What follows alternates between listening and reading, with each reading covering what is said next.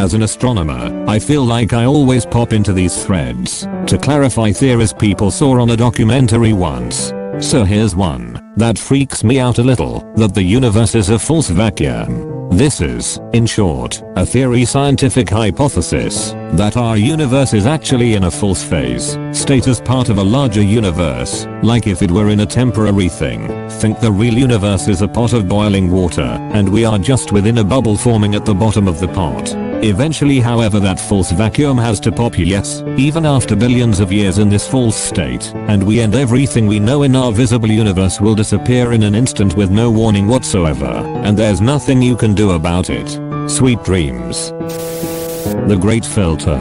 It's a theory about why the universe seems so filled with potential for life, and yet we haven't found it. It states that somewhere between pre-life and an advanced civilization capable of colonizing the stars, there's a great filter that stops them and ends life. This means humans fit into one of these three scenarios. A. We are rare, meaning we've already passed the great filter, unlike other civilizations on other planets.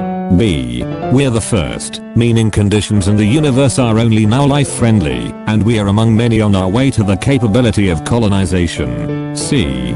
We haven't hit the filter yet, meaning we're fucked. If this one is true, it means finding life or proof of life on Mars or Europa would be awful news, because it would almost certainly mean the filter is still ahead of us instead of behind us. I forget the name of the argument, but it goes as follows. Assumptions.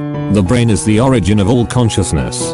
The brain operates on electrical impulses. External stimuli can affect the way the brain operates. Any external stimuli to the brain can be simulated to a degree that the brain cannot distinguish these simulated stimuli from natural stimuli. The point, you could be a brain in a jar, being fed false impulses for your entire life by an external source, or you, still a brain in a jar, could be hallucinating your entire life from lack of stimuli. A bit late, but here it is. You might never be alone.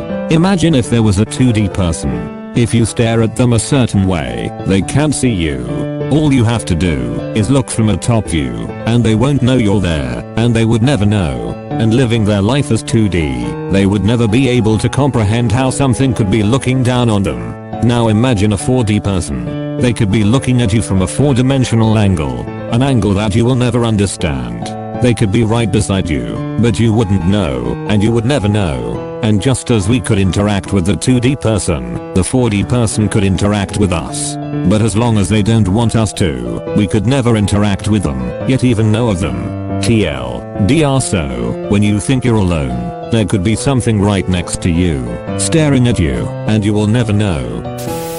Terror management theory. Everything that humanity has ever accomplished beyond basic survival has been motivated by a fundamental and irreducible fear of non-existence. Our conception of self and self-esteem generally is simply a buffer against the anxiety that comes with recognizing that we will cease to be.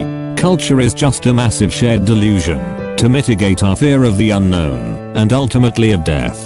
Thus we want to imagine certain works of art as timeless or to place value in family lines and offspring, to project ourselves beyond death. We take comfort in our value systems and the structures that arise from them, whether that's through conceptions of biological kinship, national political identity, religious faith, etc. This includes belief in the inherent value of ensuring the future of humanity through scientific progress. Indeed, much of modern Western life is devoted to the avoidance of death, the various euphemisms and stock phrases in mourning, the entire funeral home industry that serves to remove death from the ordinary course of life, from the home, and onto the embalming table, or into the crematorium. We build up the artifice to avoid the brutal reality. There are no turtles at the bottom, it's nothingness all the way down. Rocco's Basilisk. A super intelligent AI will determine how to retroactively punish those who did not help it come onto existence. A supercomputer in the future will kill you today for not helping it 10 years from now. We are currently living through what many biologists consider to be the 6th mass extinction that the world has ever seen. This is going to be an interesting puzzle for the species that comes after us. Can you explain this a bit more? I'm really interested, but I'm not sure I understand. It wasn't until around the year 1800 that humanity reached a population of 1 billion after thousands and thousands of years. In the 215 years since then, the world population has increased to 7.2 billion.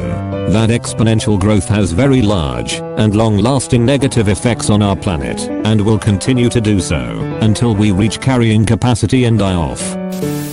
Eternal hell. It's literally the worst thing any human can imagine, that, by being a bad person, you will be condemned to torture for an infinite amount of time. You might be able to reason that it's justifiable to be tortured for as long as you lived, or some algorithm related to such, but eternity is overkill for the sins committed during a unimaginably minute sliver of time. If you get deep into particle physics, you start to realize that there really is no such thing as solid matter. Everything in the universe appears to be built upon waves of vibrating energy, and if you look deep enough at anything, there's really nothing there at all, and we don't actually exist as matter in space-time in the way you think we do. This concept supports a smorgasbord of fantastical theories: the idea we live in a simulation, the idea that there's actually a god of some sort, the idea there's multiple universes, some say an infinite number of them, or any number of other interesting ideas. There's a really brutal one I've heard, but can't remember its name. It basically says that every horrible thing you can imagine has been done by someone in the world at some point in human history. I can think of some pretty messed up things, and it creeps me out that they may have been done before. When God and Lucifer had their battle in heaven, the devil actually won and cast out God. Now he is sitting up in heaven, pretending to be God, while he wreaks havoc down here. It would explain a lot.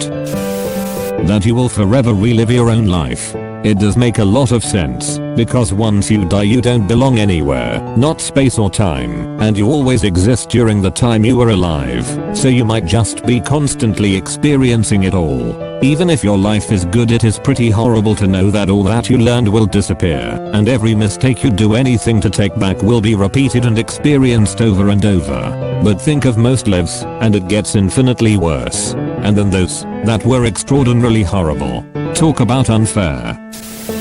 Quantum suicide / quantum immortality. The idea that we never really die in our perspective. Every time we encounter a situation where we may die, we continue on in a parallel universe where something happens that prevents our death. But we die in the original universe.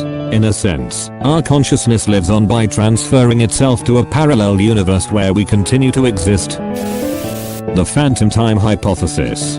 The Phantom Time Hypothesis is a historical conspiracy theory advanced by German historian and publisher Herbert Illig, born 1947, which proposes that the year 613 was followed by the year 911 and that historical events between AD 614 and 911 in the early Middle Ages of Europe and neighboring regions are either wrongly dated or did not occur at all, and that there has been a systematic effort to cover up that fact. The hypothesis suggests a conspiracy by the Holy Roman Emperor Otto II, Pope Sylvester II, and possibly the Byzantine Emperor Constantine VII to fabricate a dating system that placed them at the special year of AD 1000, and to rewrite history, inventing the heroic figure of Charlemagne among other things.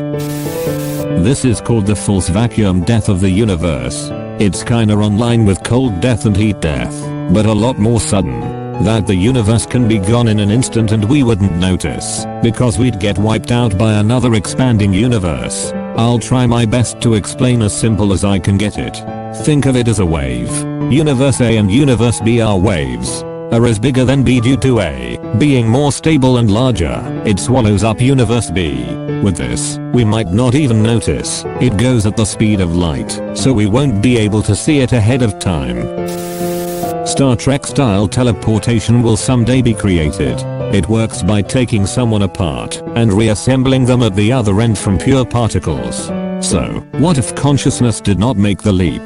This means every time someone is beamed, they die and are cloned at the other end with memories intact, and then society develops in a direction where everyone is killing themselves over and over, some only living for a few minutes. I don't remember where from, but there's a theory floating around out there that memory is based on entropy, meaning that your brain decays in such a way that everything you've ever done has already been done. Essentially, you had free will at one point, but at the moment your brain is just catching up to the decisions you have previously made. You're just along for the ride now.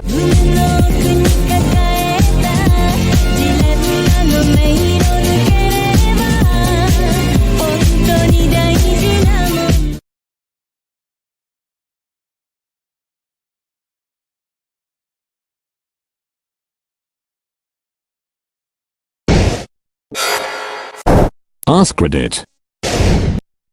What's the scariest story you know that is 100% true?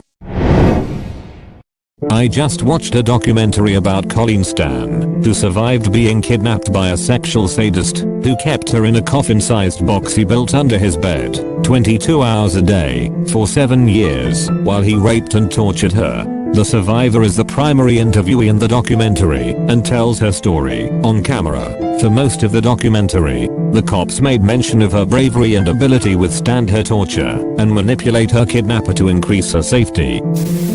Last summer in my city, a 14-year-old girl was raped near a train station. After her abuser left her, she tried to get help, and flagged down a vehicle, and was raped a second time in the car of the man who stopped. 2 complete strangers raped her on the same day. It happened only a few miles away from my house, and I still think about it from time to time. The story of Mary Vincent. I love true crime, and don't usually get squeamish, but this story is probably the most disturbing true crime story I have heard yet. Mary Vincent was 15 years old when she decided to run away from home on September 28, 1978. She was hitchhiking along the highway in Sokol, California, standing with 2 other hitchhikers. A man pulled up in a van and said he only had room for her, but not the others. The man driving the van was 51-year-old Larry Singleton. He offered to drive Mary to the I-5 freeway. As he drove, Mary realized that he had passed the ramp to the I-5 and demanded he turn around. Larry said it was an honest mistake and turned around. Soon after, he pulled over and told Mary he needed to go to the bathroom and couldn't wait for a rest stop. When he got out of the van, Mary realized her shoe wasn't tied and got out to tie it. As she was tying her shoelaces, Larry came behind her and hit her over the head with a sledgehammer. He then proceeded to rape and sodomize her. This is where it gets even worse. Larry took a fucking hatchet and cut off both of her arms, just below the elbow. Both of her arms. He then threw her down a 30-foot culvert in a canyon and drove off. The most astounding part of the whole story is that Mary survived. She used what was left of her strength and made her way 3 miles out of the embankment with no fucking arms below the elbow, nude, and was stumbling down the road when she saw a car. The first car she saw sped away in fear. The second car she saw was driven by a couple who were on vacation. They stopped the car, helped her into their truck, and drove her to a nearby airport, where they were able to get an ambulance, and she was taken to a hospital. Mary is a fucking badass. She then testified twice against Larry, but he only served 8 years and 4 months for attempted murder, forcible rape, sodomy, kidnapping, mayhem, and forced oral copulation. Seriously, the most fucked up story. He got out on good behavior. Later, he murdered a sex worker and was sentenced to death and died in 2001 on death row. For me, I was walking back home at like 11 PM when I noticed this hooded guy behind me. I do what I read somewhere you should do and took 3 right turns in a row to see if he was actually following me, and he was. I managed to gather all my courage and yelled at him, "What the fuck do you want?" with the most menacing tone I could muster, and he just turned around and left. I work at a pizza place in Street Louis called Imo's. About 10 years ago, there was a guy who was a manager at our store named Michael Devlin. He abducted 2 children in total, but quickly got caught a few days after abducting the second child. The terrifying thing is that he had held the first child, who was 11 when abducted, captive for over 4 years, and pretended that he was his son. The kid even went by the last name Devlin after the whole charade was over. He abducted the second kid by following a school bus to somewhere in Budfuck, Missouri, somewhere where hardly anyone would be able to see him. When he pulled up in his truck, a kid in the back of the bus noticed how it was weird that there was a car in the area rather than the usual ones he saw on most commutes. Next thing he knew, the kid they dropped off went missing, so he gave the police a description of it. A few days later, after reading the paper, my pizza shop owner, Mike, recognized the description and ended up filing a report on his own manager. Devlin is serving like 70 life sentences or some crazy shit. Also, I work with some people who worked with him. Most I've heard them say about him is that he was a dick. Fatal familial insomnia. The whole story is batshit and perhaps the most terrifying Wikipedia rabbit hole I've ever gone down. Only a few families have this genetic disorder, and once you develop it, that's it. You die an agonizing death from an inability to sleep.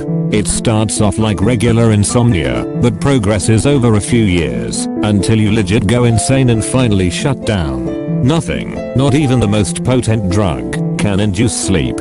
Even when they tried to put them in comas, the brain remained completely active. The United States has lost 11 nuclear weapons. A plane carrying one fell off an aircraft carrier 80 miles off the coast of Japan. A bomber was carrying two over the Mediterranean Sea and was lost to a storm. A plane crashed over North Carolina, and one was found in a tree and the other was 50 meters underground.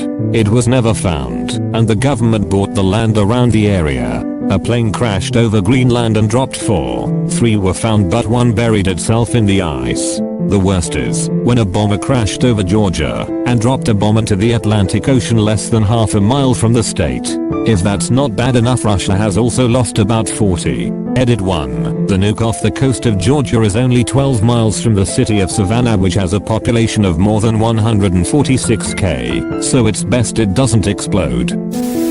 There was a serial killer known as the weepy-voiced killer. He would kill people then call 911 from a payphone, crying and begging them to catch and stop him. You can find the recordings of his 911 calls on YouTube. This is a hometown story that stayed with me. It happened literally right around the corner from where I grew up, maybe a 2-minute drive away. Judy Kirby murdered 6 children and 1 adult by intentionally driving the wrong way on a divided highway in an attempt to commit suicide.